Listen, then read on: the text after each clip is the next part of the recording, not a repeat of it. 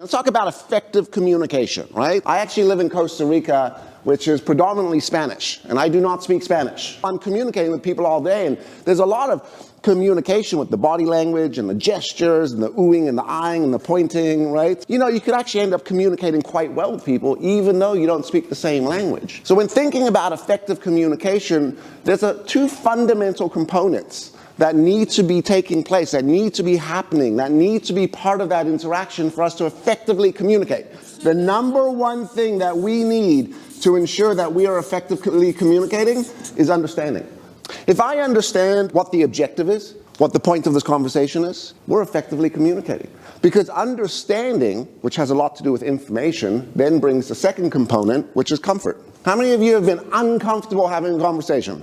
All of us, right? And as we're uncomfortable having that conversation, how hard is it for us to create understanding on where we're trying to go, right? How many times do our own emotions start to get in the way when it comes down to communicating? One of the worst things we can do is break that eye contact and that connection in the interaction, because it pushes against someone's significance. If I'm not doing those things well, I'm pressing up against one of our human needs, which is to feel significant, important, heard, understood, right? Part of that interaction. Let me move into a little bit of marriage counseling and therapy for you, all right? There's a concept called the imago theory. Imago, the Latin word for image. And the theory works like this. It says when you were born a perfect circle, perfect genetics from both parents, all right? You are not disrupted, nor destroyed, nor messed up by your parents yet.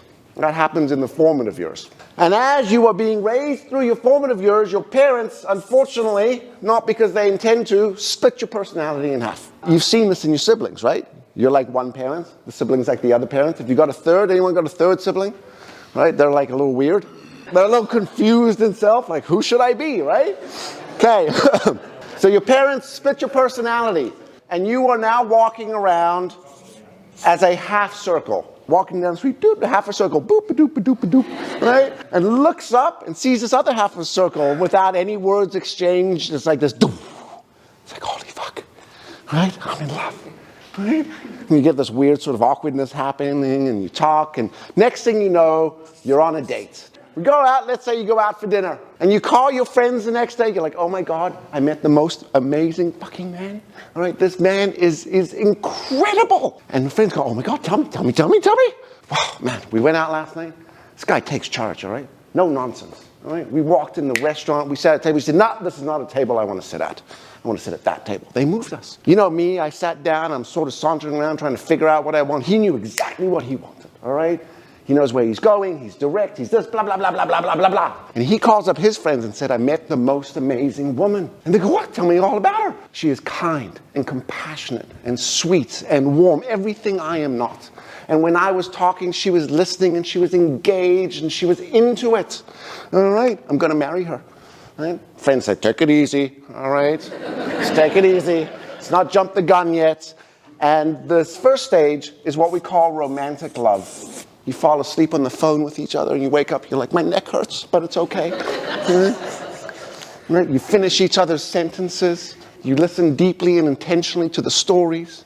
Right? This lasts about 12 months. Okay? Because what's happening here in the stage of your relationship is you are attracted to the opposite, the other half. That's the joke. The critical parent marries the nurturing parent marries the critical parent. So during this stage, lasts about 12, 14 months, and then we hit the next stage. It's called the power struggle. She calls up the same friends, Leanne. She's like, I'm going to freaking kill him. All right? Why? What happened? So controlling. All right? One-sided, black and white, eats the same shit 5 days a week. All right? All right? The closet, same thing. Everything's the same. Same jeans, same shirt, same shoes. He calls up his friends and says, I'm going to kill her. All right? Go, why? She's like Mother Teresa, all right? We can't get in the damn restaurant without her serving and helping and supporting and this and counter and takes on everything, etc., etc. Now, what we end up falling in love with is what creates this power struggle, because what happens to you in this stage, right, as we all know, is your brain becomes alert to the difference in personality. Now, if this happens to us in our marriages, what do you think is happening to us in our business lives when we're having these interactions and these conversations? Right? Now, there's a number of stages that happen here. Okay? The first stage in the power struggle is shock.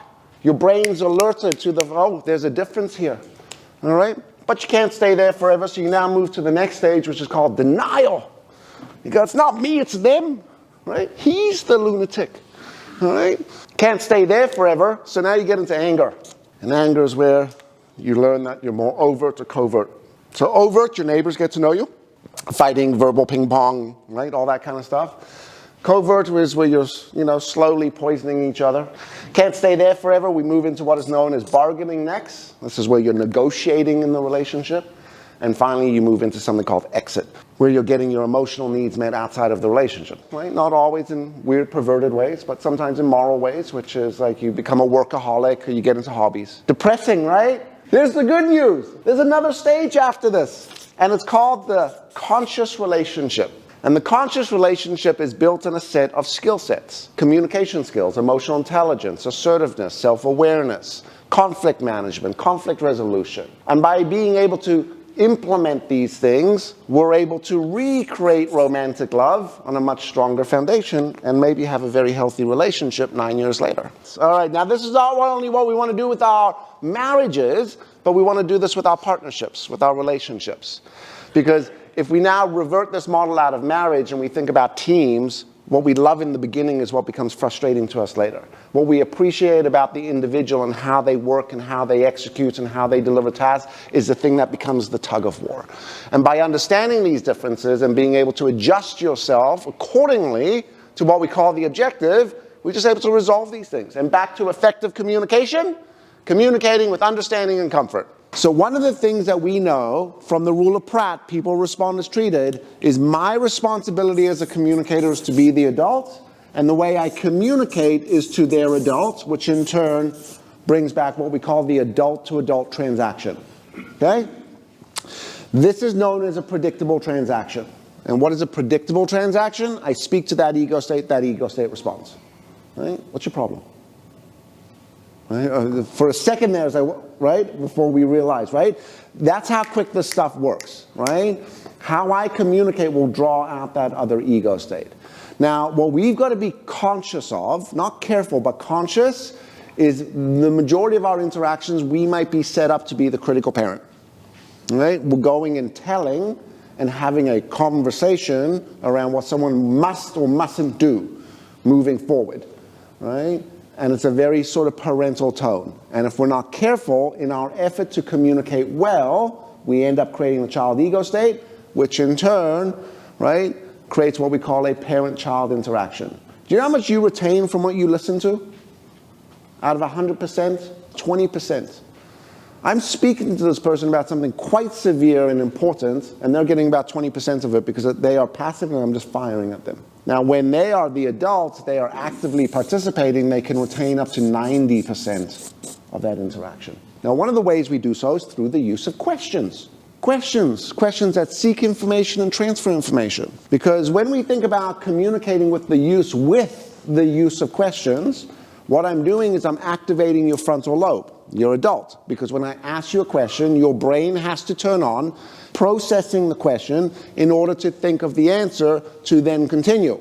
The goal of effective communication is to create understanding and comfort. And one of the ways I could do so is by slowing down and starting to seek information and being able to transfer information through the use of a question. So one of the objectives is to be able just to maintain that adult to adult. And the reason I really want you to focus on this, because it's a simple rule, what do I want, is that becomes my reference in the moment.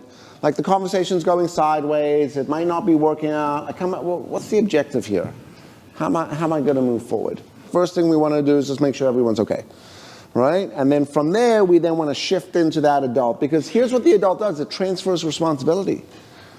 Right? If not, you're doing all the work in the communication. So now slow things down. Because this is what asking questions does. It slows it down. Hey, are you okay? Yeah, I'm fine. All right, cool. Hey, what happened? Well, I was just doing my thing and blah, blah, blah, blah, and the line and blah, blah, blah, and the neighbor and blah, blah, blah, blah. Okay. When the neighbor came out, sort of what was your response or approach to them? Mm-hmm. Told them to speak to my boss. Oh, okay. Did you think that was helpful? Right? Probably no, it's not helpful. Okay, cool. Well, how would we do it again in the future type of thing? And again, we're sort of making this up right now. We're sort of just creatively or from an imagination sort of thinking about what would be some of these questions that I ask, but the emphasis or the message or the lesson is ask more, tell less.